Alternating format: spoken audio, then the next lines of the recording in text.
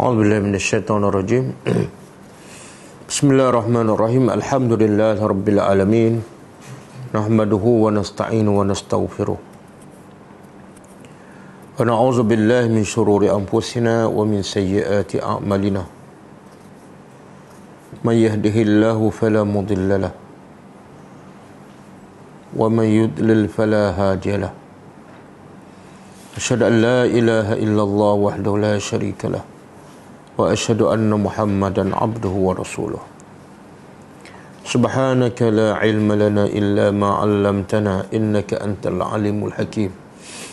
Allahumma 'allimna ma yanfa'una wanfa'na bima 'allamtana wa zidna ilma. Allahumma ati anfusana taqwaha wa zakkiha anta khairu man zakkaha. Anta waliyuha wa maulaha. Rabbi yassir wa la tu'assir, Rabbi tammim bil khair. Amma ba'du. InsyaAllah malam ini kita sambung tadabbur surah Ali Imran ayat 187.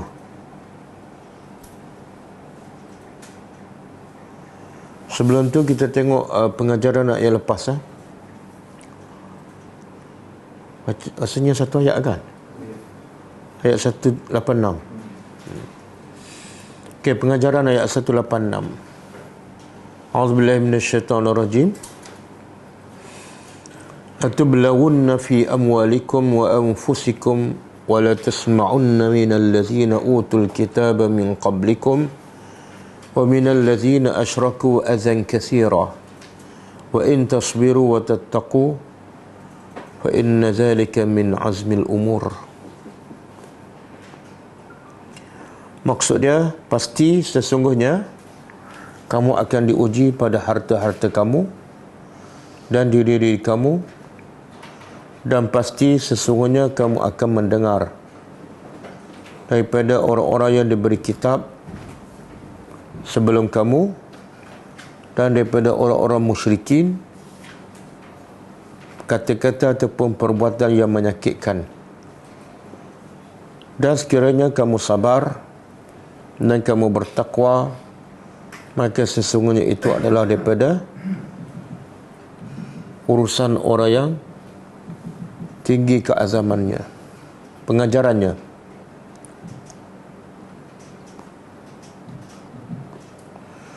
Pertama,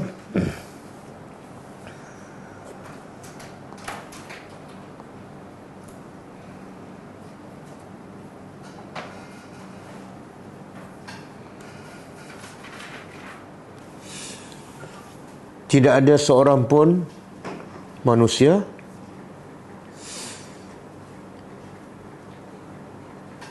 sama ada beriman ataupun kufur, melainkan pasti akan diuji oleh Allah.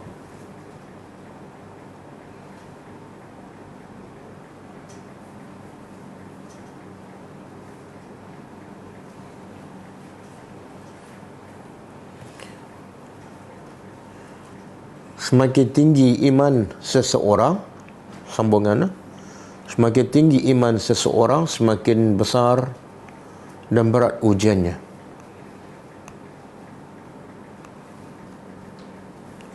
Yang kedua,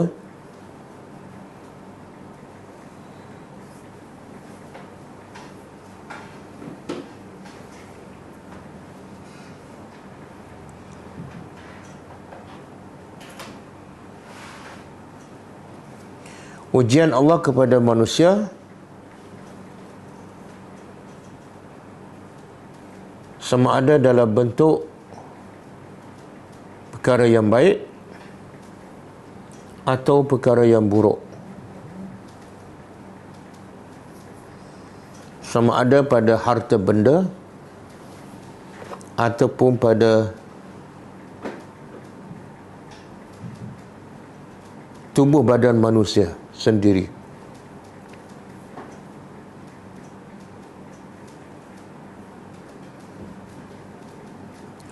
Sekiranya diuji dengan nikmat,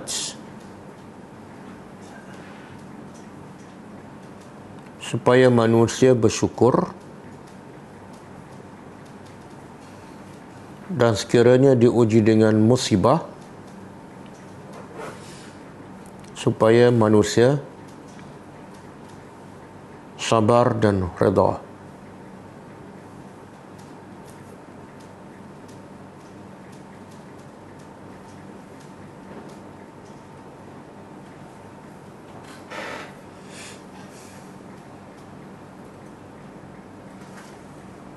Yang ketiga,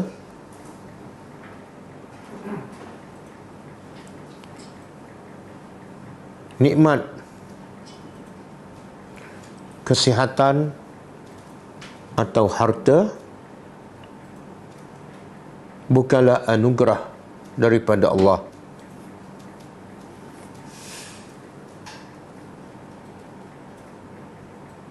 tetapi ia adalah bentuk ujian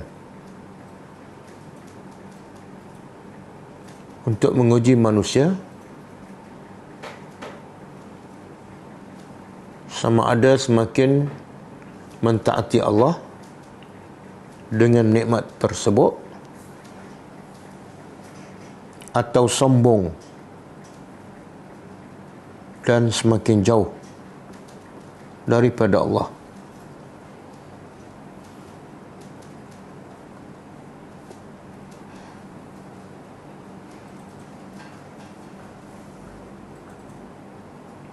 Yang keempat,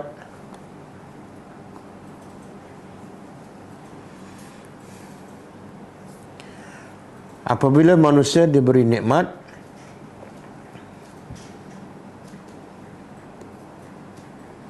sama ada harta atau pangkat,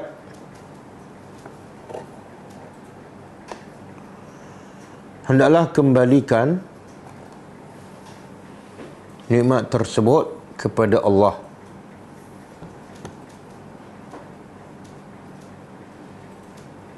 Bukan kepada usahanya.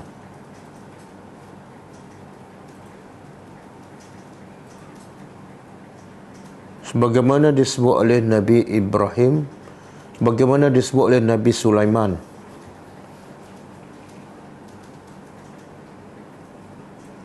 Salawatullahu alaihi, ketika diberi nikmat kerajaan,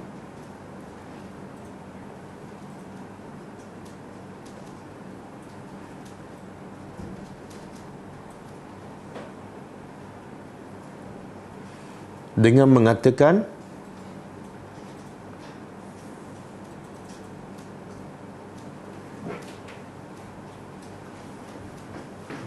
haza min fadli rabbi. Tulis harap mah. Haza min fadli rabbi.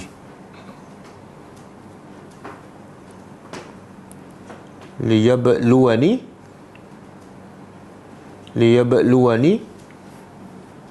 aashkuru am akfur. Liyabluwani aashkuru am akfur.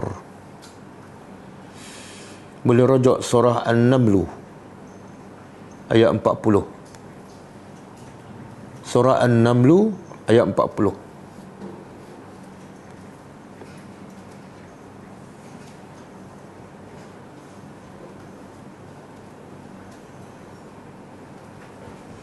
Pengajaran yang kelima kan?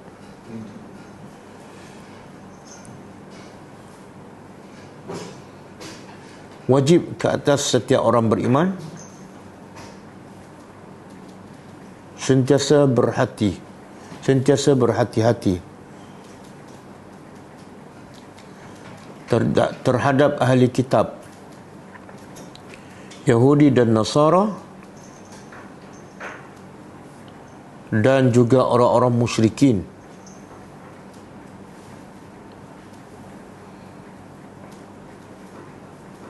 yang mana mereka ini akan sentiasa menyakiti orang-orang yang beriman,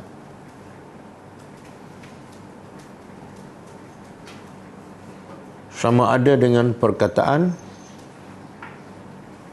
atau perbuatan.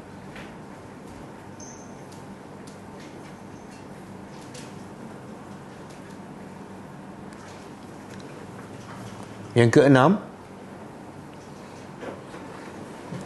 sesiapa yang suka menyakiti orang-orang yang beriman, sama ada dengan perkataan atau perbuatan, mereka menyerupai orang-orang Yahudi dan Nasara.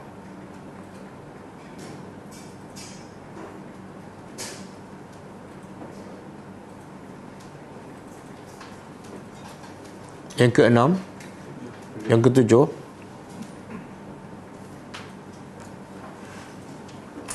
Allah memuji sifat orang beriman yang sentiasa sabar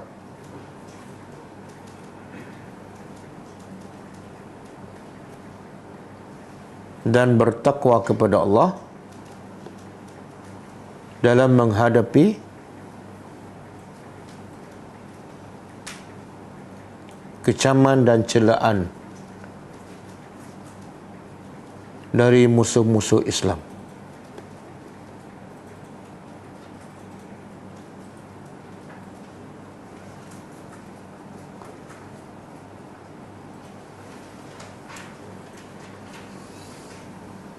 Okey. Kita sambut tadabbur ayat seterusnya.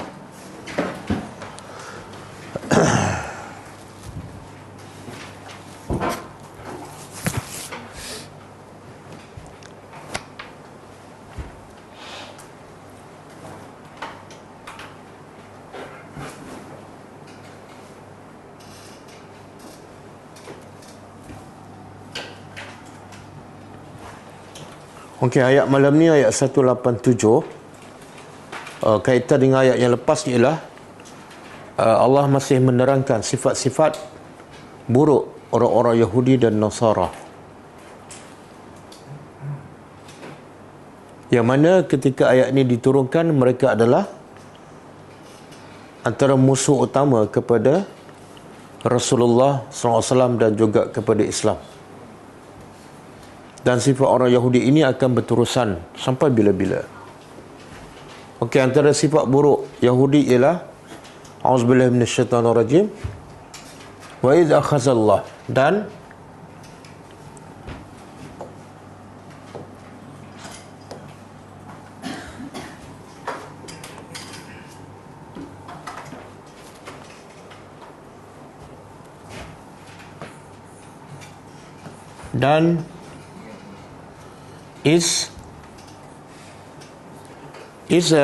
dalam ahli tafsir mengatakan bila sebut ada satu fi'il amar yang Allah tidak sebut tapi difahami, iaitu uskuru, ingatlah, dan ingatlah.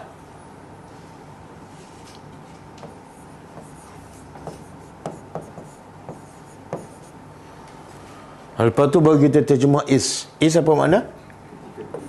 Ketika mana?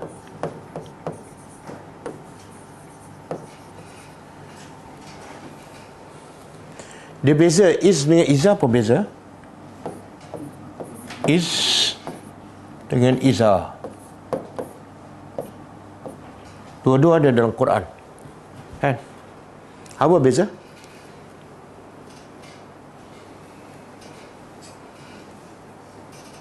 Apa? Is tak ada alif kat depan. Iza.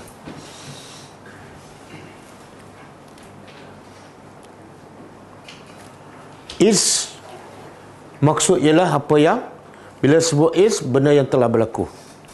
Wa iz qala rabbuka lil malaikati inni ja'ilu fil ardi khalifah.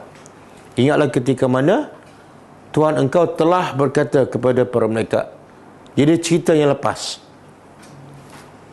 Iza makna dia apabila, iaitu cerita akan datang. Iza syamsu kuwirat, apabila matahari telah digulung, bila tu akan datang. Jadi is cerita yang lepas, iza cerita akan datang.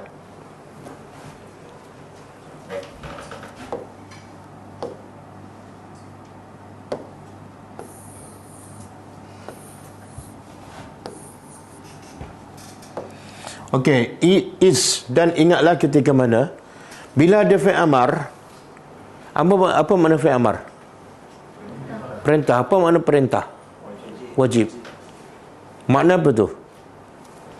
Wajib kamu Muhammad dan juga siapa yang mengaku beriman wajib ingat cerita ni. Mana siapa yang baca tak faham, dia telah mengingkari perintah Allah. Sebab Allah tak kata baca. Allah kata wazkuru is. Ingatlah.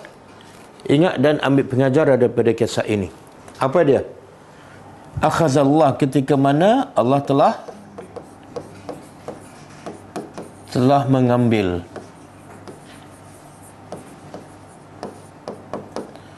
misak. Misak apa makna?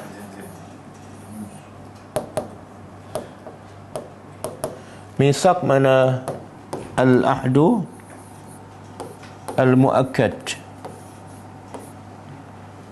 Al-ahdu al-mu'akkad.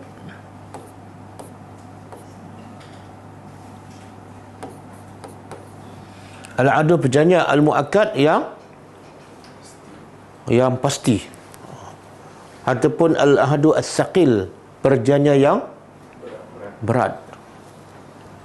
Okey, ingatlah ketika mana Allah telah mengambil satu perjanjian.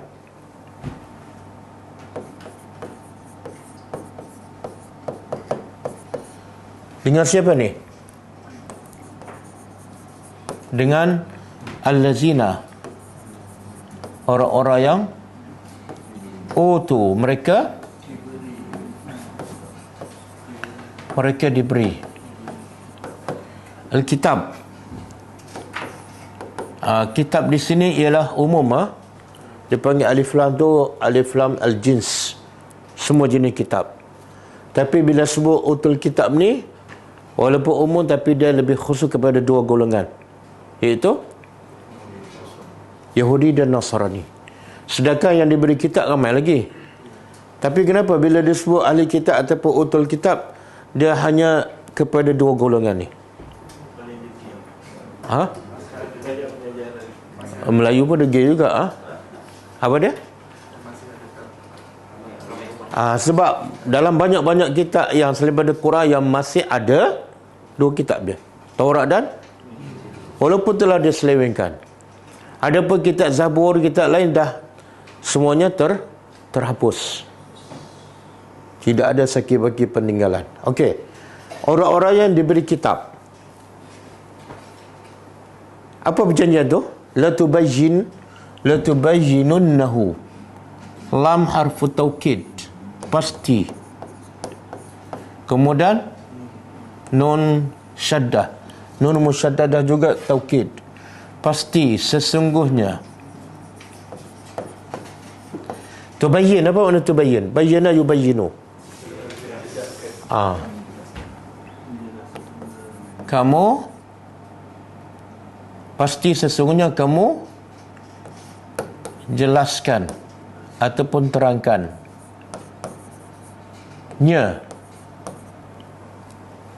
terangkannya. Nya tu balik pada apa? Ada dua pendapat. Satu balik kepada sifat Nabi Muhammad. Sebab ya Allah nak cerita ni apa dia? Apa yang disembunyikan oleh ahli kitab dalam kitab mereka. Apa yang biasa disembunyikan? Cerita Nabi Muhammad. Pendapat yang kedua, tu ialah umum, apa saja. Sebab yang mereka sembunyikan bukan cerita pasal Nabi Muhammad saja. Jadi pendapat yang lebih tepat ialah umum. Iaitu pasti, perjanjiannya apa dia? Pasti kamu kena jelaskan apa yang terkandung dalam kitab kamu, Taurat dan Injil. Terangkan kepada siapa? Linnas. Kepada, bila sebut manusia, semua termasuk ke ataupun orang tertentu? Semua.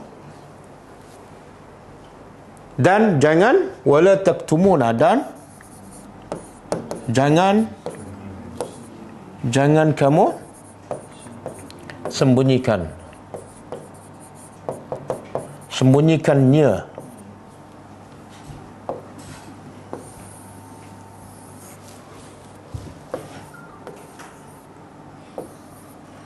Jangan kamu sembunyikannya. Okey. Makna kamu hendaklah terangkannya dengan jangan sembunyikannya. Sama ke tak? Sama ke tak? Ha?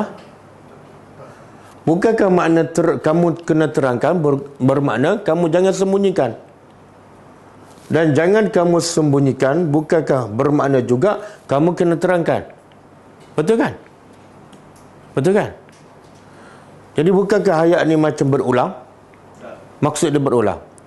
Terangkan, jangan sembunyi. Bila dia arahkan terangkan, mana dia juga bermaksud jangan sembunyikan. Ayat ni sepatut wala taktumunahu, sepatut tak perlu dia sebut. Betul kan? Tak, kenapa? Kerana sifat Nasrani yang suka sembunyikan sebahagian ayat, bukan semua. Maknanya dia hanya terangkan yang dia suka je. Betul. Jadi penegasan, hendaklah kamu terangkan. Maka Yahudi kata kami dah terangkan, tapi dia tak terangkan semua. Sebab tu ayat ni menegaskan lagi, iaitu terangkan semua sekali. Jangan terangkan apa yang kamu suka. Okey. Tapi apa hasilnya? Apa hasilnya setelah berlaku perjanjian antara Allah dengan ahli kitab ni? Sebenarnya perjanjian tu dalam bentuk apa? Bila berlaku perjanjian dan macam mana bentuk perjanjian tu? Ni, misaq. Sekarang Allah nak mencela ahli kitab. Dan sebenar pengajaran untuk siapa? Untuk kita lah. Kita sendiri ada tak berjanjian dengan kitab? Dengan Al-Quran? Ada tak? Ada? Ada ke tak ada? Bila? Oh, start baca je. Kalau start baca 3 tahun, perjanjian dah berlaku lah. Siap start faham, Ustaz. Oh, makna yang dosa-dosa sebelum ni dah terpadam lah. Dia kata ahli tafsir, termasuklah Syekh Sa'di, dia kata perjanjian tu bukan macam rasmi ada MOU dan sebagainya. Tak. Perjanjian tu ialah bila kita terima je kitab, itu sebenarnya perjanjian. Kita mengaku tak bahawa kita beriman dengan Al-Quran? Kita apa tak rukun iman? Salah satunya apa? Aku beriman dengan kitab kan? Itu Al-Quran. Itu sebenarnya dah berlaku perjanjian. Mana mungkin kita mengaku beriman dengan Al-Quran tapi kita tak nak sampaikan apa yang dalam. Itu bukan. Baik, tak payah mengaku. Okey?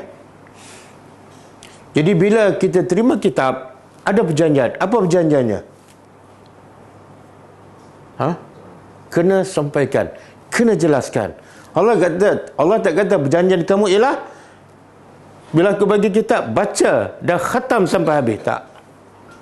Perjanjian ialah terangkan. Jangan sembunyikan. Dan terangkan kepada siapa? Semua manusia ke kepada orang masjid je? Ataupun orang dalam kelas je? Semua sekali.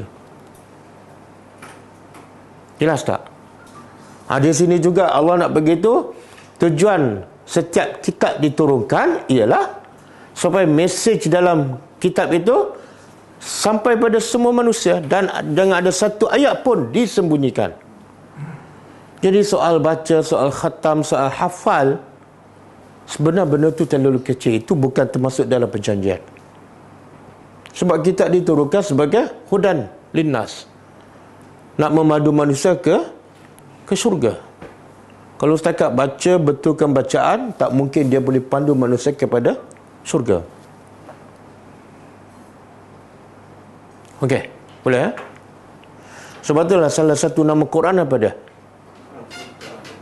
Al-Furqan. Lagi? Az-Zikru. Peringatan kan? Okey. Lepas berlaku perjanjian ni, apa Yahudi buat? Fanabazuhu. Maka fa ni lalu. Maka pun lalu.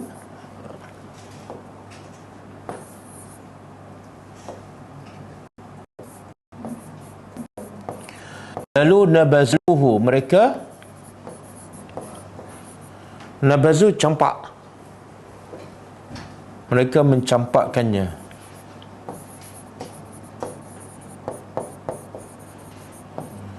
Mencampakkannya. Nya ni balik pada apa? Ha? Dia campak kitab ke campak perjanjian? Pernah tengok orang Yahudi campak kitab Taurat? Dia lebih kepada mencampakkan ni, misak. Dan campak tu menunjukkan sikap engkar mereka. Tapi ditambah lebih daripada itu apa dah? Dia campak kat mana? Warak, belakang, zuhurihim.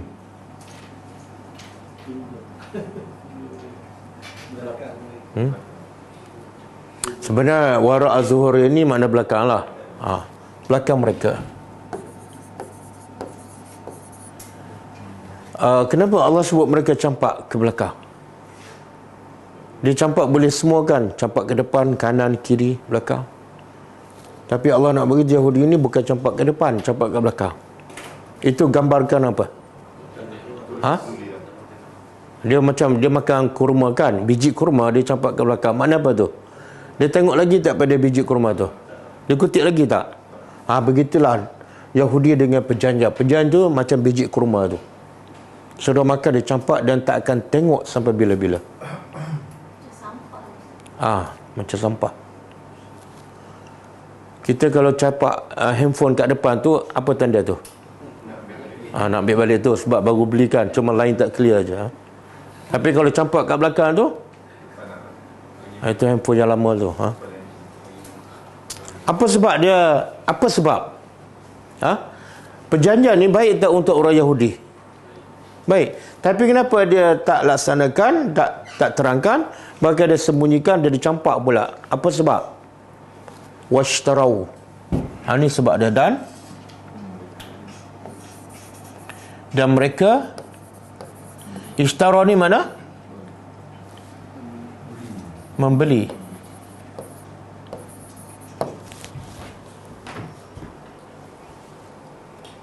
Bihi dengannya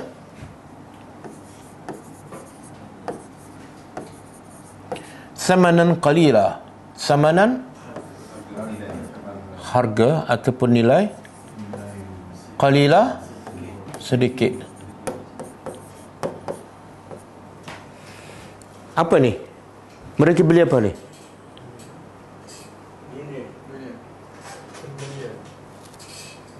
Mereka beli perjanjian dengan, mereka beli perjanjian ke mereka jual perjanjian tu? Lebih tepat mereka menjual perjanjian dengan Allah dengan harga apa? Dengan harga yang murah. Sebenarnya harga yang murah ni apa dia? Ialah apa dia dunia tu? Kenapa Yahudi tak nak cerita tu? Cerita Nabi Muhammad. Apa yang mereka, kalau mereka cerita, apa yang terlepas daripada mereka? Pangkat, kedudukan. Kan Yahudi di Madinah dah ada nama, ada kedudukan kan? Maka ekonomi di tangan mereka di Madinah. Bila dia cerita pasal Nabi Muhammad, orang akan semua beriman dengan Nabi Muhammad. Mereka di mana? Mereka duduk bawah Nabi lah. Mereka terpaksa ikut Nabi. Jadi semua habis jawatan, kedudukan, kan? Jadi kena jaga tu, kerusi-kerusi tu. Tapi pangkat ke, kedudukan ke, jawatan, Allah namakan sebagai, kenapa? Sebenarnya dunia lah ni, dunia ni. Dan banyak kita jumpa ayat Allah kata dunia ni adalah samanan qalila. Kenapa Allah sifatkan samanan qalila? Kenapa tak ada nilai? Kalau tak ada nilai, kenapa cari? Ada berapa juta dalam akaun? Hakikat tak kekal. Habis kenapa cari? Sampai ketua, sampai gigi tak ada. Apa dia? Kena tipu. Siapa tu? Tak, dunia ni sebenarnya ada nilai ke tak ada? Kalau ada, kenapa Allah kata samanan qalilah? Oh, nilai ada tapi sikit je. Bila dibanding dengan akhirat, dunia ni macam tak ada apalah. Boleh bagi tak contoh daripada Quran ke hadis yang bila dibanding dengan akhirat, dunia ni hanya kecil je? Nabi kata dunia ni kalau dibanding dengan satu sayap nyamuk, sebelah sayap nyamuk, sebelah ni dunia, dan ditakdirkan sama nilainya, apa jadi? Makna semua dunia ni harga dia sama nilai dengan satu sayap nyamuk, bukan 10. Apa akan jadi? Orang kafir semua mati kebuluran. Sebab apa? Allah tak akan bagi minum. Kenapa? Ketika itu air ada nilai. Tapi kenapa orang kafir boleh minum, boleh jadi kaya, bahkan mereka jauh lebih kaya daripada orang beriman? Sebab yang mereka dapat barang yang tak bernilai.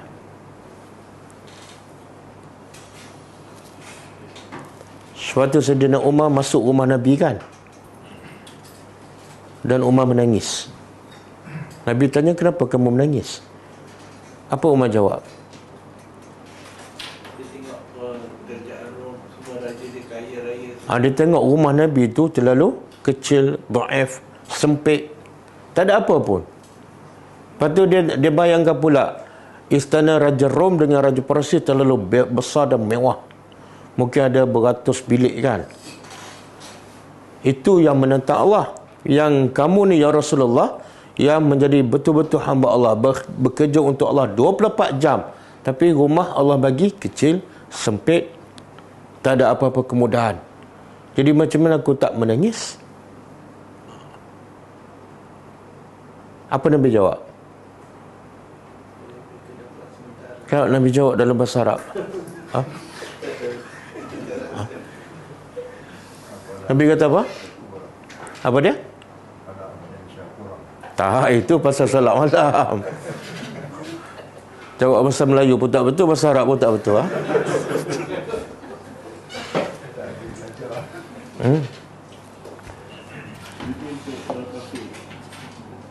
Apa dia? Amma yurdika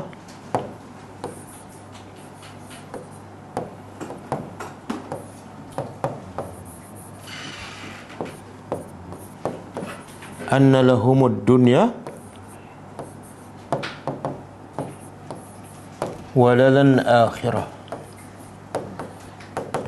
Ini jawapan Rasulullah SAW kepada Umar. Ama yurdika ya Umar, kamu tak reda ke Umar? Kamu tak reda ke Umar? Anna lahum, sesungguhnya bagi mereka, Rom ke Parsi ke orang kafir, bagi mereka semua dunia, dan walanal akhirah, dan bagi kita akhirat yang kekal. Kamu tak reda ke? Faham tak? Tengok Nabi mendidik sahabat. Kalau kamu nak, kalau kamu cerdik, carilah yang kekal. Jadi Rom ke Parsi ke apa ke, mereka nak dunia, ambillah semua, tapi lepas tu mereka masuk neraka Jahannam. Kita ni susah sekejap sahaja, lepas ni nikmat yang kekal abadi. Apa masalahnya? Ada masalah ke? Tak ada masalah. Okey. Dan Allah sebut nilai dunia ni sama dalam surah An-Nisa. Saya tak bagi. Surah An-Nisa ayat 77. An-Nisa 77.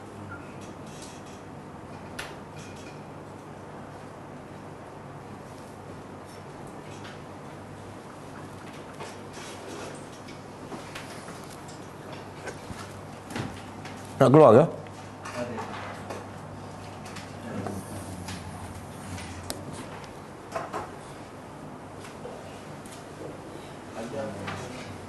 Panjang.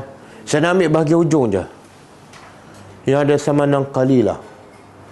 Okey. Ni. Saya nak ambil ujung.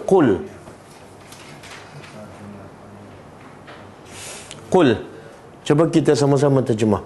Qul, katakanlah wahai Muhammad, beritahu pada umat kamu, apa dia? Mata'ud dunya, keseronokan, kesenangan dunia betul seronok, betul mata, tapi qalil. Yang Allah kata qalil ni dunia yang mana ni? Dunia kita sekarang ataupun dunia saya sahaja, ataupun dunia sejak Allah cipta sampai kiamat? Kena faham beza tu. Allah tak kata mata'ud dunia al-an sekarang, tak. Semua sekali dunia sejak Allah cipta sampai kiamat, semua tu adalah qalil. Kemudian wal akhiratu khairun, dan akhirat jauh lebih baik daripada dunia. Tapi untuk siapa? Akhirat, dunia untuk semua orang, tapi akhirat untuk orang tertentu saja. Untuk siapa? Limanittaqa, untuk orang bertakwa kepada Allah. Dan wala tuzlamuna fatila, dan kamu pasti tidak akan dizalimi walaupun, apa maksud dia?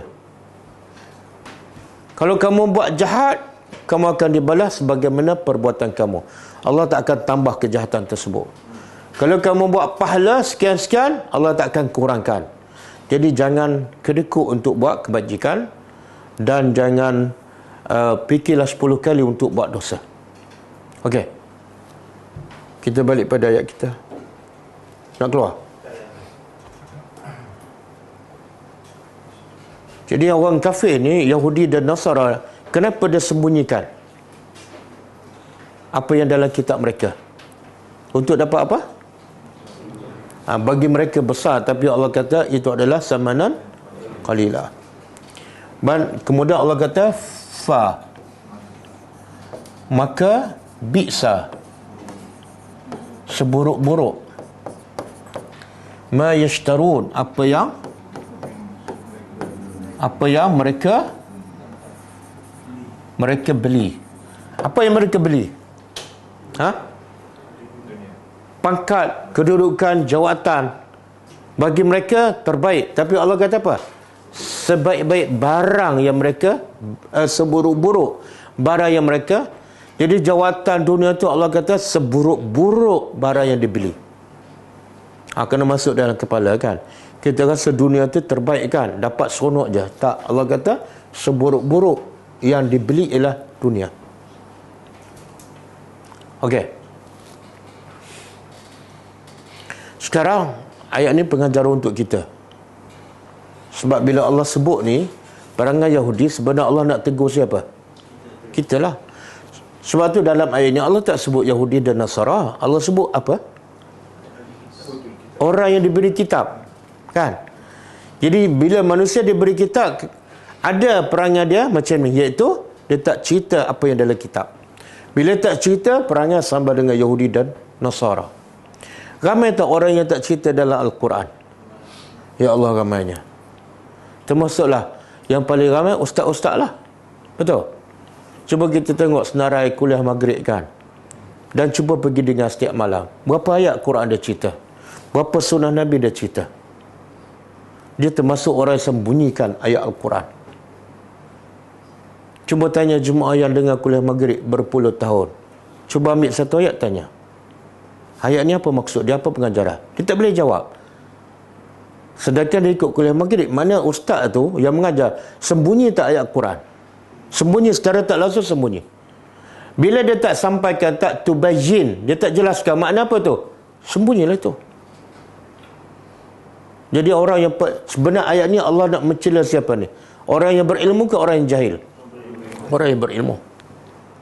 Jadi untung tak jadi orang yang jahil. Oh, tak untung juga. Tapi Allah nak cela orang yang berilmu ni. Sebab yang sembunyikan mestilah yang berilmu. Yang tak ada ilmu, dia tak boleh sembunyi apa-apa.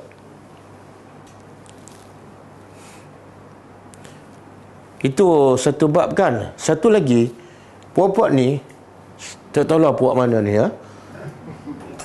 Dia bila tak cerita apa yang dalam Quran, tak cerita dalam sunnah Nabi, dia akan merapu. Dia akan cerita apa dia? Yang dalam kepala dia, yang dia kepala tok guru dia. Termasuk yang terbaru, dia kata roh boleh berpindah daripada badan. Lepas tu dia kata apa? Dia tarik balik kan? Kemudian dia kata, saya hanya nakal daripada guru saya. Siapa suruh kamu cerita daripada guru? Ya Allah laknat yang tak cerita dalam Quran, bukan tak cerita apa yang guru kamu cakap. Betul tak? Bengong tak? Ya Allah laknat, ya Allah marah, tak cerita dalam Quran, bukan tak cerita apa yang guru kamu cakap. Yang dalam Quran banyak lagi kamu tak cerita, tiba-tiba nak cerita yang guru kamu. Lepas tu bila orang kutuk, tarik balik. Tak tahu nak cakap apa. Buat kerja salah dari segi agama, lepas tu bila orang kutuk, tarik balik. Makna kalau orang tak kutuk, tak tarik balik lah. Nampak tak? Sesat lagi sebab apa ni? Ramai orang tak cerita dalam Quran.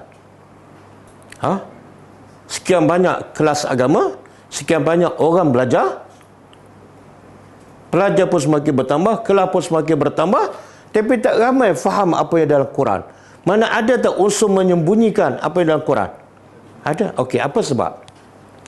Sama tak dengan sebab orang Yahudi dan Nasara sembunyikan dalam kitab mereka? Sama tak? Yahudi sembunyi sebab apa? Cari makan. Yang buat-buat ni pula tak cerita apa yang dalam Quran, tak cerita dalam hadis, cerita dalam kitab kuning mereka, cerita yang guru mereka. Untuk apa? Cari makan. Betul? Kalau cerita dalam Quran, kadang-kadang bercanggah dengan masyarakat. Orang jemput lagi tak? Orang tak jemput dah. Macam saya ni, mana orang jemput?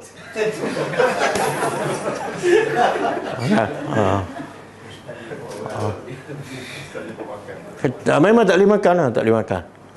Tapi sihat tak saya? Sihat kan?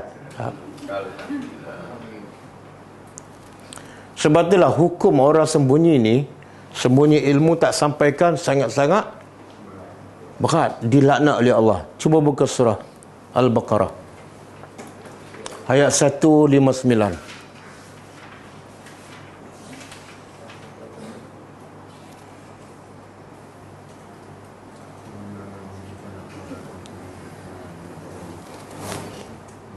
Okey.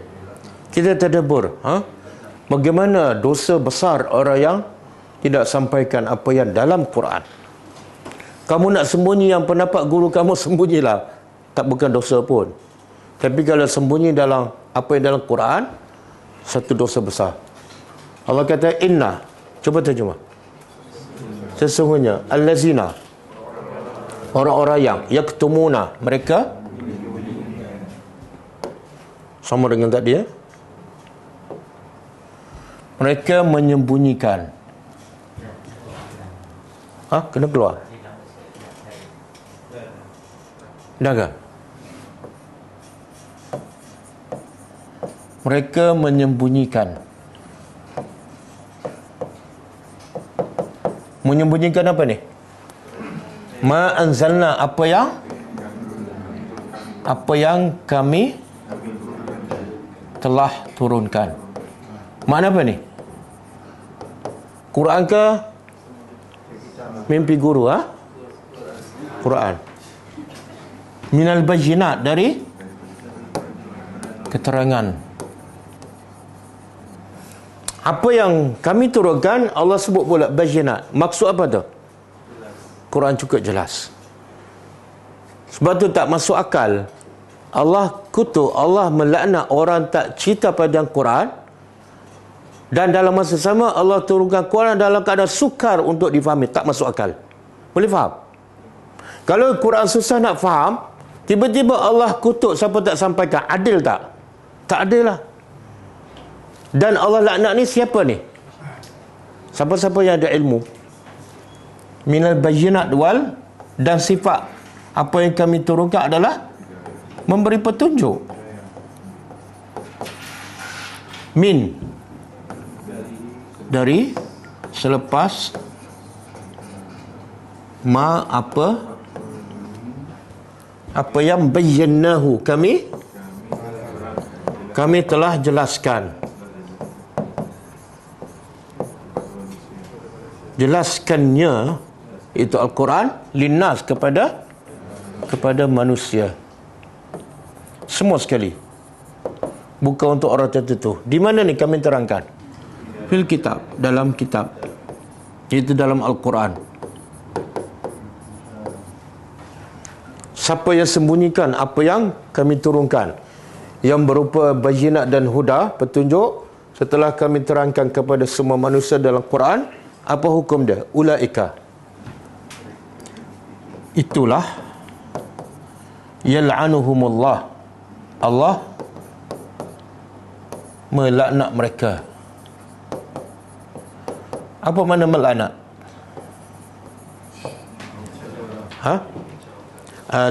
Laknat ialah at-tardu min rahmatillah, jauh daripada rahmat Allah. Bila jauh daripada rahmat Allah, ke mana mereka akhirnya? Neraka. Sebab syarat nak masuk syurga rahmat Allah. Dan Allah tak cukup mengatakan Allah melaknat, ada lagi yang melaknat mereka, iaitu wa yal'anuhum, dan melaknat mereka juga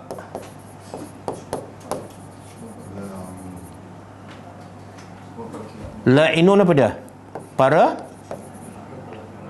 pelaknat. Siapa? Tengok bahasa Al-Quran, bila Allah sebut umum, makna apa tu? Siapa? Semua sekali. Manusia masuk tak? Orang beriman masuk tak? Orang kafir masuk tak? Jin masuk tak? Malaikat masuk tak? Bahkan ada pendapat mengatakan, siapa yang belajar, semua makhluk Allah di langit dan di bumi, dan termasuk ikan di laut, akan minta ampun kepada orang yang menuntut ilmu. Itu hadis kan? Kata Syekh Mustafa Adwi, sama juga. Kalau dia belajar dan tak sampaikan, ikan di laut pun akan laknat dia. Semua makhluk Allah di langit dan di bumi akan melaknat dia. Kalau dia sampaikan, semua makhluk akan minta ampun. Kalau tak sampaikan, akan melaknat. Semut kat rumah dia pun akan melaknat. Apa dalil ni? La'inun maksud umum. Besar tak dosa? Kenapa dosa tak menyampaikan ilmu sangat besar? Kenapa? Apa dia? Kita kalau kita tengok orang bapa tu tak hantar anak dia ke sekolah, sampai anak dia tak reti membaca, apa pandangan kita pada mak bapak tu? Zalim. Kenapa zalim? Mak bapak dia bukan sembunyikan Al-Quran, hanya tak hantar anak ke sekolah. Itu pun kita dia kata zalim. Sebab apa? Gelap masa depan dia kat dunia. Betul kan? Bila tak belajar, tak boleh membaca, CJ pun tak ada, nak makan apa, nak kerja apa kan? Kita kata mak bapak ni zalim hanya kerana tak hantar anak ke sekolah. Cuba bayangkan, mak bapak tak hantar, tak ajar ilmu yang menyebabkan anak dia selamat daripada neraka. Berapa kali zalim? Berapa kali zalim? Dia kalau tak hantar anak ke sekolah pun, anak tu boleh hidup tak? Boleh. Nak tahu yang tak sekolah ni boleh hidup, pergi ke Pulau Mega. Semua tak ada isi, tak boleh membaca, tapi sihat walafiat. Tapi yang boleh membaca ni, kalau tak ada petunjuk ni, dia boleh hidup kat dunia, tapi di akhirat ke neraka. Jadi dosa besar tak sampai ke ilmu agama, khususnya Quran dan hadis, sebab dia akan menyebabkan orang masuk neraka dan kekal abadi. Boleh? Okey, cuba buka satu lagi. Ayat 174 Al-Baqarah.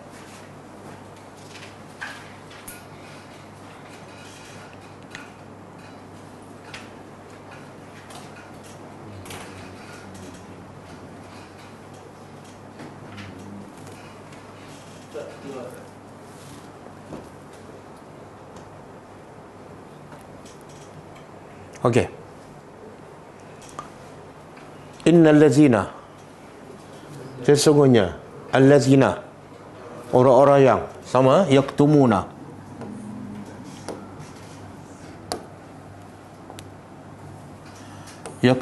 sama menyembunyikan, ma anzalallah, apa yang Allah telah turunkan daripada kitab.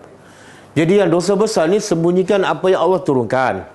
Yang Allah turunkan sama ada Quran ataupun hadis. Kalau nak sembunyikan resipi memasak, kenal anak ke? Kadang-kadang kita minta, boleh tak bagi resipi memasak, dia tak nak bagi, kita kena kedekutkan. Itu pun kedekut. Cuma bayangkan kalau dia tak sampaikan bukan resipi memasak ni, resipi untuk selamatkan manusia daripada azab Allah. Okey, apa yang mereka sembunyi, apa yang Allah turunkan daripada kitab, dan apa tujuan? Wa yashtaruna bihi samanan qalila. Ramai ustaz-ustaz tak cakap kebenaran kan? Sebab apa? Samanan qalila.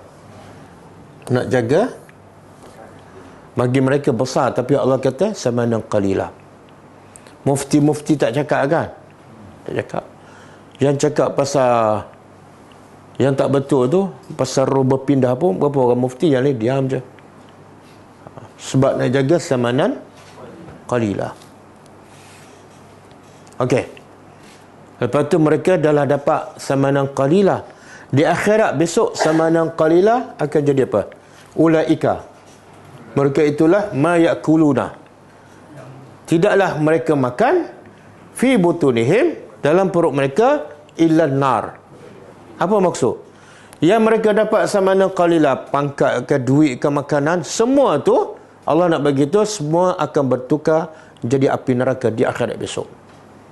Lagi banyak pangkat, lagi banyak duit dia makan, semua akan bertukar jadi api. Jadi seolah dia sedang memakan api. Satu, azab dia. Apa yang dia makan adalah api. Yang kedua, wala yukallimuhumullah yaumal qiyamah. Allah tak akan bercakap dengannya. Allah tak bercakap bentuk azab ke ataupun bukan azab. Azab ke? Allah tak bercakap, apa masalah? Apa masalah kalau Allah tak bercakap?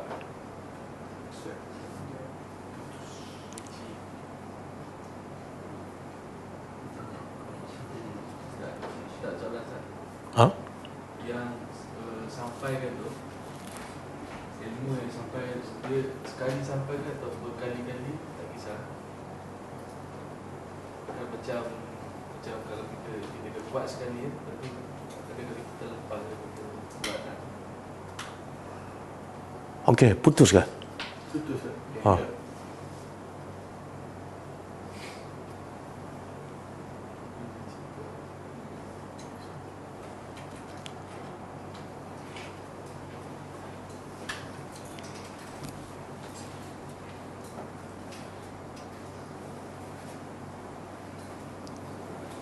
Okeylah, kita jawab soalan sini kan. Sebab yang lain tak dengar soalan tu. Macam ni, ulama mengatakan kewajipan kita menyampaikan, bukan kewajipan kita memastikan orang kita sampai terima. Yang penting mesej yang kita sampai dia faham, cukup.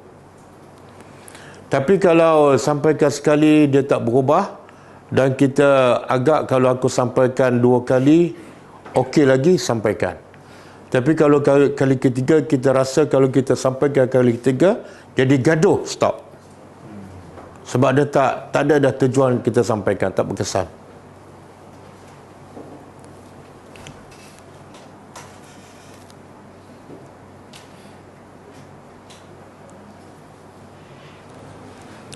Okey, kita sambung. Apa ni tadi buat ayat surah Baqarah 174.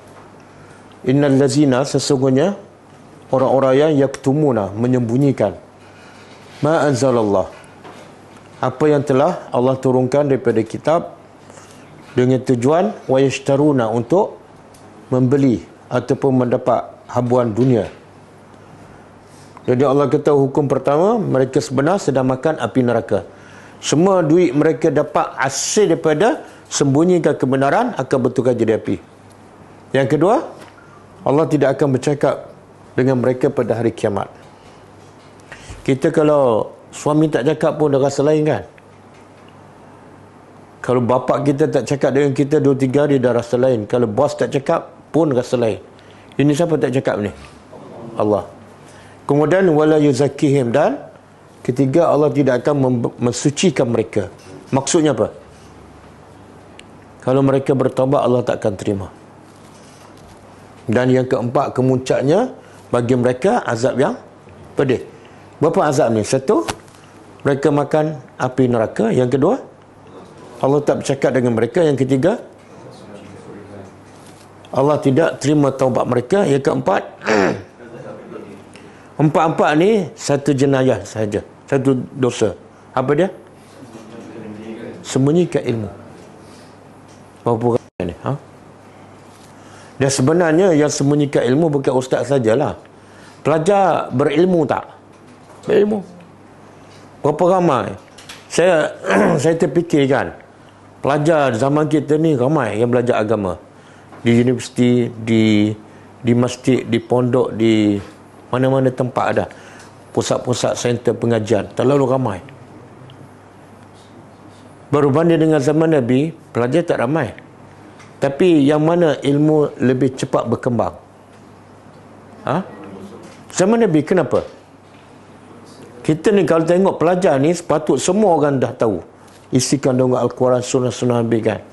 Tapi lagi ramai kelas, lagi ramai orang belajar, lagi ramai orang jahil. Sebab apa? Yang belajar ni tak sampaikan. Alasannya apa dia? Ilmu tak cukup. Saya tak tahu dia belajar tak hadis Nabi. Nabi kata balighu anni, sampaikan dariku, walaupun Nabi kata sampaikan dari aku, bukan daripada guru kamu. Kenapa tak geti-geti ni? Sampaikan daripada aku, bukan daripada guru kamu. Walaupun sahabat pegang hadis tu, sampai tak ada seorang sahabat pun ada ilmu, mereka semua sampaikan. Yang tua, yang kecil, yang perempuan, yang lelaki, kalau perlu musafir, mereka musafir. Dan akhirnya Islam tersebar seluruh dunia sebab mereka takut pada dosa empat ni. Dosa dilaknat. Dan kata Abu Hurairah radhiyallahu anhu, dia kata apa? Kita tahu kan kelebihan Abu Hurairah apa dia? Perawi hadis Nabi yang paling banyak. Sedangkan dia yang paling pendek masa dengan Nabi. Abu Bakar lagi lama, Umar lagi lama bersama Nabi. Abu Hurairah ni hanya 4 tahun je. Dia datang ke Madinah, dibawa oleh siapa? Dia masuk Islam sebab ada seorang yang berdakwah padanya. Saya pernah cerita ni. Siapa yang tak ingat? Semua tak ingat, alhamdulillah. At-Tufai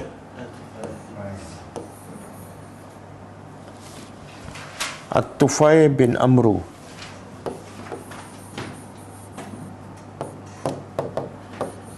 Amru Ad-Dawsi. Kan?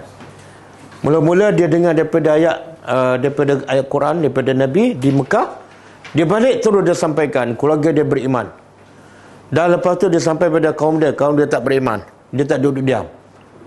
Dia balik datang ke Madinah. Masa tu Nabi dah berhijrah ke Madinah.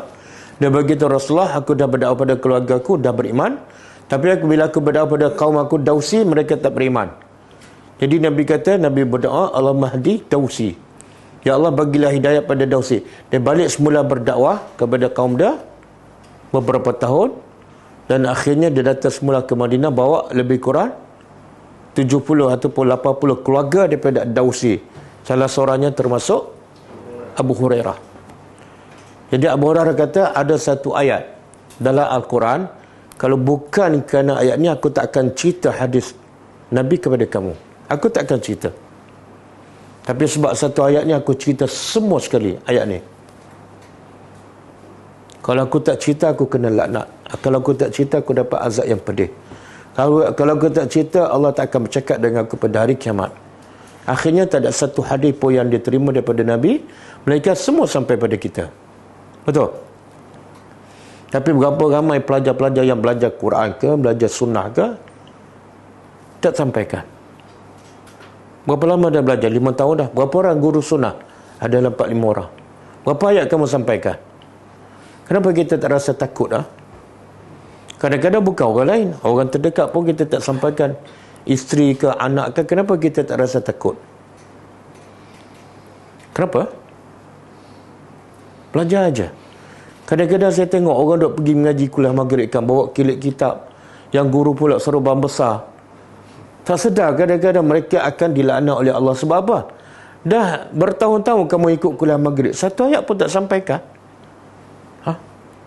Bahkan ayat ni pun mungkin dia tak faham. Mungkin sebab tu dia tak takut kau. Kan?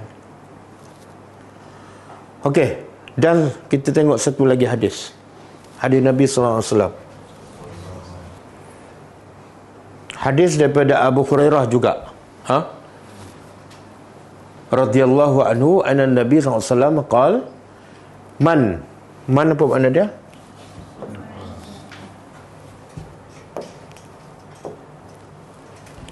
Man siapa? Su'ila, ditanya, an ilmin, tentang ilmu, fakatamahu, lalu dia sembunyikan ataupun dia tidak jawab, maka balasan di akhirat uljima. Uljima apa makna? Dia tak jawab tu dengan apa? Mulut kan? Uljima makna diletak seperti kekang kuda tu. Dia panggil apa? Yang diletak di mulut kuda untuk kuda break tu. Apa dia panggil? Tak apa, beritahu je. Okeylah.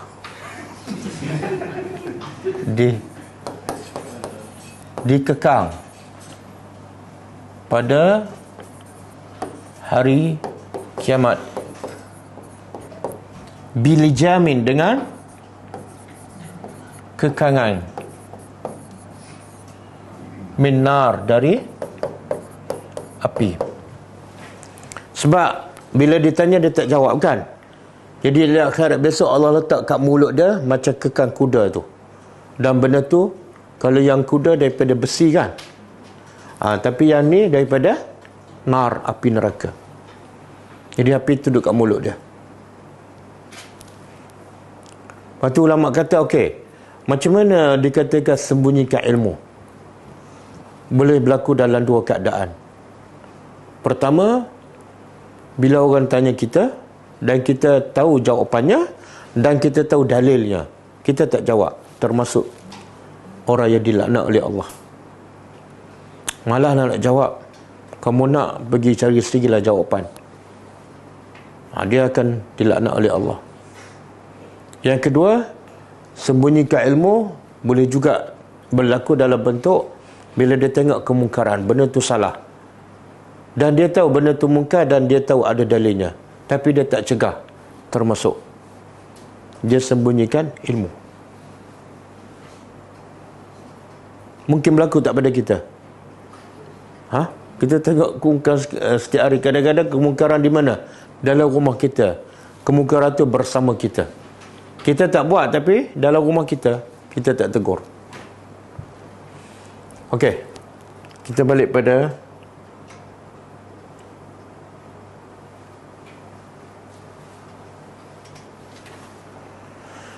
ayat seterusnya.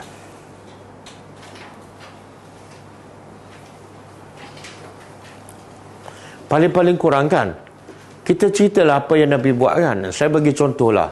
Benda simple je. Saya dengar satu soal jawab di Radio Hakim dululah. Orang tanya apa hukum sapu muka selepas salam kan. Dia jawab, bukan sunnah, tapi tak salah. Itulah Nabi tak buat kan. Itu kebenaran, Nabi tak buat. Dan yang terbaik, Allah utuskan Nabi sebagai contoh pada kamu. Tapi bila dia cakap bukan sunnah tapi tak salah, apa maksud dia? Orang kan buat lah.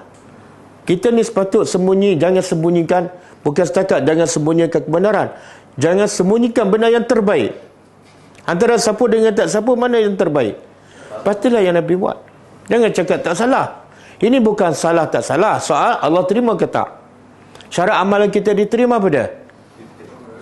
Ittiba'us sunnah, mesti selari dengan sunnah Nabi. Okey, ayat seterusnya Allah kata, la tahsabanna, la, janganlah tahsabanna,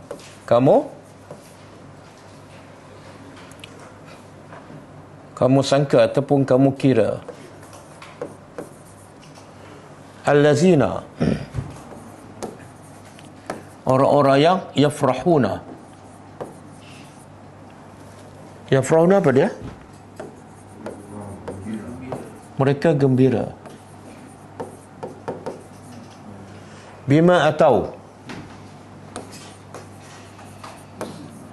dengan apa yang, atau ni fa'alu, dengan apa yang mereka lakukan.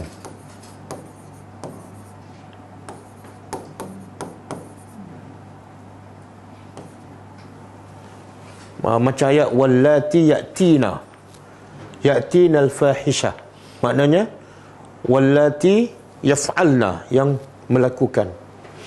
Okey, jangan kamu sangka orang-orang yang gembira dengan apa yang mereka lakukan, wa yuhibbuna, dan mereka suka ataupun cinta, an yuhmadu, agar yuhmadu apa dah? Mereka dipuji. Bima lam yaf'alu,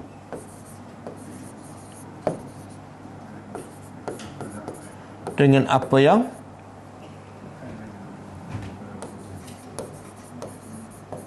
mereka tidak lakukan. Kemudian Allah ulang lagi, fala tahsabannahum, maka jangan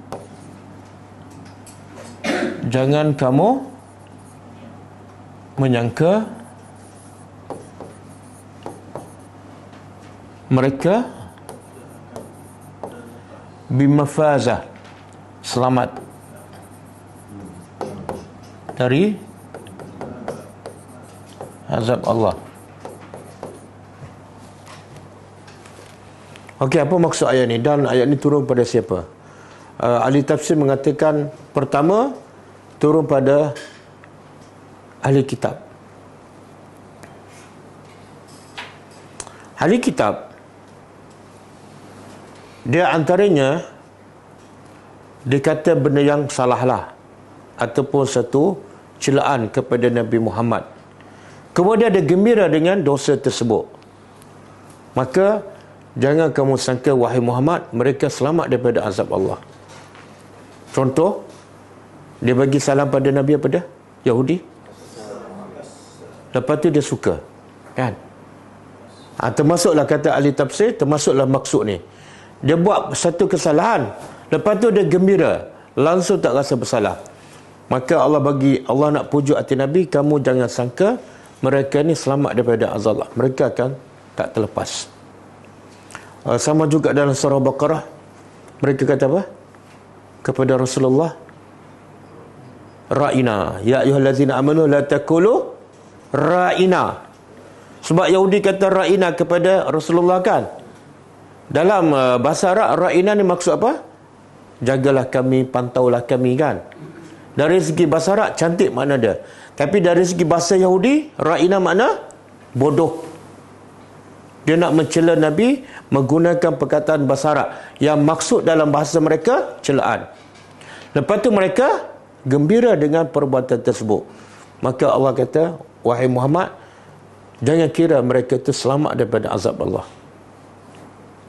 Okey. Itu pertama, ayat ni turun kepada orang ahli kitab Yahudi. Pengajaran untuk kita apa dah? Bila kita buat dosa, bila kita buat salah, ada ketika tak kita rasa gembira?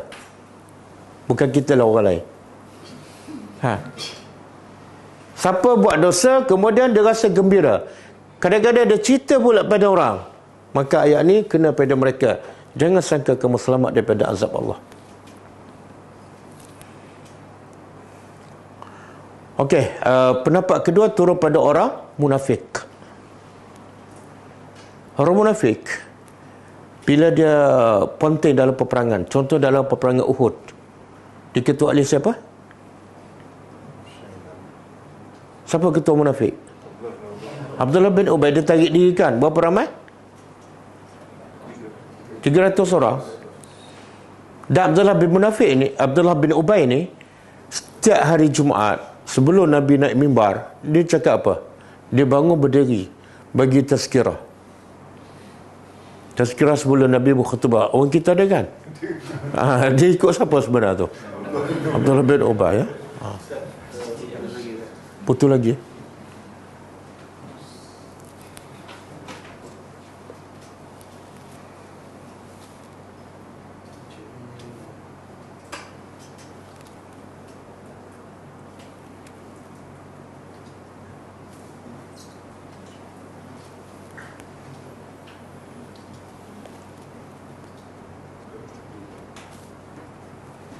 Keluar balik.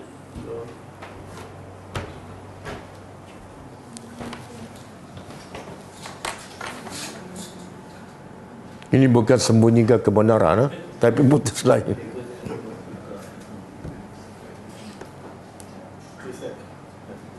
Ha?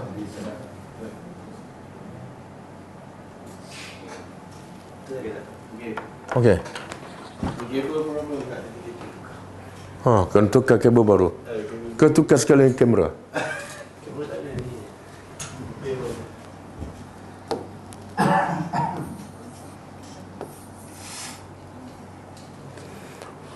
Okey, kedua turun kepada orang munafik. Jadi bila mereka target dia pada peperangan Uhud,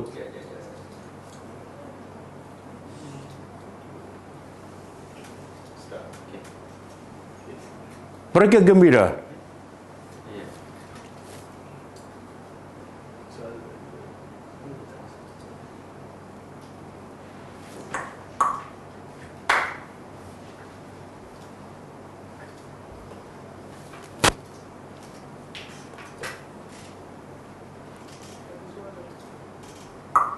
Suara tak ada.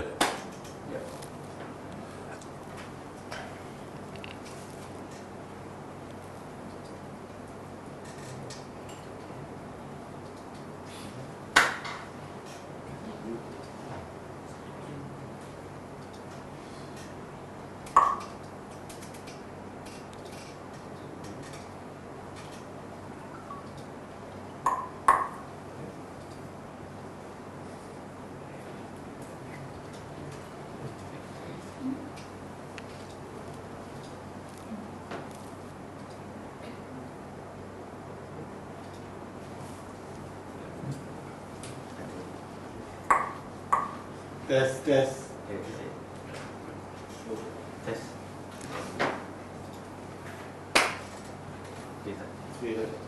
Okey. Ni betul-betul okey dah. Okey. Jadi Abdullah bin Ubay bila dia tarik diri daripada perang Uhud, dia nak dengan perbuatan dia itu mereka, kumpulan mereka yuhmadu, dipuji. Maka apa dia buat? Sebelum Nabi naik mimbar setiap hari Jumaat, dia bangun. Dia kata, wahai manusia, dengarlah apa yang nak disampaikan oleh Rasulullah. Dia adalah pemimpin kita. Dia akan memberi cahaya kepada kita. Cantik tak ucapan dia? Cantik. Ada seorang lelaki dia kata, kamu sebenarnya orang paling tak layak bercakap ini. Sebab kamu adalah orang yang antara orang yang tidak menepati janji. Jadi itu antara perbuatan orang munafik yang menyebabkan turun ayat ni. Mereka buat sesuatu yang salah, tapi mereka nak dipuji. Kan?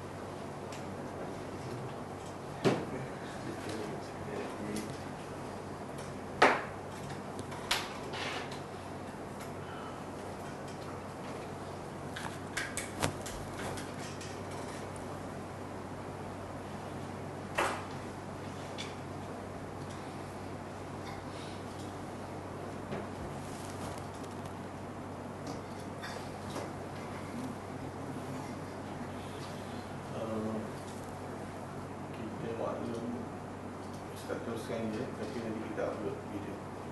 So tak boleh lah. Tak boleh. Tak boleh. Kita rekod ni. Kita record. Kita rekod. Nanti kita masukkan. Nak malu macam mana? Dia orang tak dengar apa? Facebook lah. Dengar suara Ustaz. Oh, suara dengar, gambar tak ada. Gambar suara. Audio capture. Ya. Test.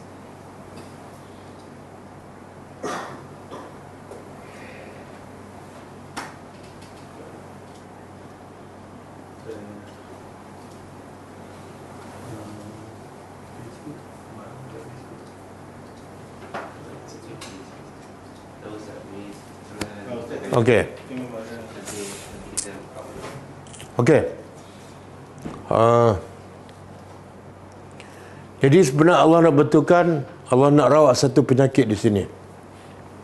Yang walaupun asalnya ada pada orang Yahudi dan Nasara dan juga orang munafik, tapi benda ni boleh berlaku pada kita orang beriman. Apa penyakit ni?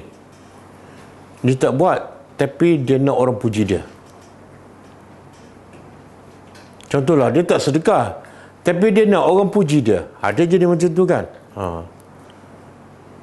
Ni kadang-kadang dia mengaku, ini sebenarnya saya yang buat, tapi bukan dia pun. Sebab apa dia mengaku? Dia nak orang puji dia. Orang ni tak akan selamat daripada azab Allah. Okey, dia nak dipuji, tapi dia tak buat kan? Salah. Tapi kalau dia buat kebaikan dan dia nak dipuji, betul ke? Salah ke? Ataupun dibolehkan? Ha? Dia buat kebaikan tapi dia nak dipuji. Ha? Tapi kalau kita faham ayat ni, dia tidak buat tapi dia suka dipuji, sedangkan dia tak buat, kena azab kan? Makna sebaliknya, kalau dia buat dan dia suka dipuji, mana boleh lah, betul kan? Ha? Saya ulang. Ayat ni Allah kata apa? Dia suka dipuji apa yang mereka tidak buat. Dia tak akan selamat daripada azab Allah. Okey? Kalau dia suka dipuji dengan apa yang dia memang buat, kena azab ke? Ha? Apa dia? Kena azab ke tak? Taklah. Sebab Allah kata syarat dia nak dipuji benda yang dia tak buat. Kalau dia nak dipuji benda yang dia buat, tak salah lah. Betul kan? Kenapa tak betul? Sebab ayat yang sebelum tu Allah tak beza walaupun dia buat. Dia buat. Macam mana? Ayat yang sebelum itu kan. Ha? Penggunaan yahmalu itu maksudnya berbuat dan itu atau mereka buat mereka tak buat. Okey, yang atas ni mereka suka apa yang mereka lakukan. Apa yang mereka lakukan benda yang salah lah. Okey? Yang atas ni mereka buat yang salah tapi mereka suka, salah. Yang bawah mereka suka dipuji, apa yang mereka tak buat pun salah. Boleh faham? Jadi sekarang yang ketiga lah, dia buat sesuatu dan dia nak dipuji, dia suka dipuji. Betul ke salah kalau ikut mafhum ayat ni? Tak salah kan? Tak salah. Tak salah lah. Cuma ulama ahli tafsir menghuraikan, kalau dia daripada awal lagi buat untuk dipuji, salah. Tapi kalau dia buat memang kerana Allah, patut orang puji, dia suka orang puji, tak salah. Sebab itu tabiat manusia. Bila kita buat kebaikan, kita suka tak? Kada saya bencilah buat kebaikan. Itu fitrah manusia. Cuma suka tu jangan sampai riak.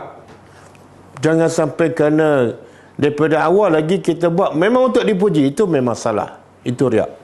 Itu bukan buat kerana Allah. Boleh faham? Tak faham tak? Sebab dia mula Allah tu jangan dari awal lagi kan. Jadi sebab kita tak faham dia baca, kita tak faham dia apa transfer ni. Jangan sekali kamu menyangka bahawa orang yang mengira dengan apa yang telah kita lakukan. Jadi bukan yang maksud Allah tak ikut kan sebab ada law depan tu tak dia. Saya tak faham ni. Yalah ada syarat lah. dengan apa yang mereka tak lakukan. Tak, ayat yang pertama tu dengan apa yang mereka lakukan, mereka lakukan, kemudian dia tidak lagi. Tak, ahli tafsir mengatakan yang atas ni mereka suka dengan apa yang mereka lakukan. Makna apa? Mereka lakukan benda yang salah. Satu. Yang kedua, mereka suka dipuji dengan yang mereka tak lakukan pun. Dah. Wah. Jadi maksudnya mula tu apa mencuri benda yang salah dah. Ya. Betul. Dah ada huruf tak ada benda salah. Dia kata Sam, dia bagi salam pada Nabi, Sam alaika. Dia kata ra'ina, benda tu salah. Tapi dia suka tak dengan benda tu? Dia sukalah. Kalau konteks ayat tu dah masak. Kalau kata bagikan pada Yahudi sebab dia guna fi'il mudhari', itu maksudnya akan berlaku. Kalau mereka Yahudi itu dah telah berlaku. Tak, fi'il mudhari' bukan mesti akan berlaku. Sedang berlaku pun fi'il mudhari'. Sentiasa berlaku pun fi'il mudhari'. Okey.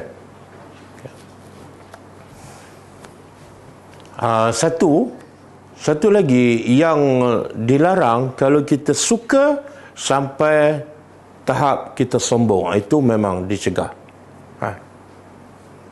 Yang pertama tadi, kalau niat daripada awal lagi buat untuk dipuji, salah. Yang kedua, bila kita dipuji dan kita rasa macam sombong pula, itu salah. Contohlah macam saya mengajarkan, ada orang puji saya, Ustaz baguslah, saya pun rasa seronok dalam hati je lah. Tak salah, itu tabiat. Tapi kalau dia kata memang saya baguslah, itu lah. Itu riak lah. Okey.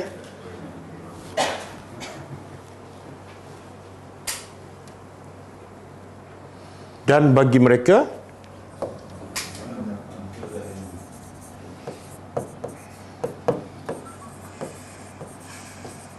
azabun alim, azab yang pedih. Azab yang pedih. Apa dosa mereka? Apa jenayah mereka? Tak buat tapi ini ayat lain. Tak buat tapi nak orang puji, kan? Mengaku je, ini surah saya buat ni, ini rumah orang miskin saya buat, padahal dia baru je masuk NGO tu, kan? Okey. Oh, bukan satu ayat lagi. Tapi tak apa, waktu dah habis dah.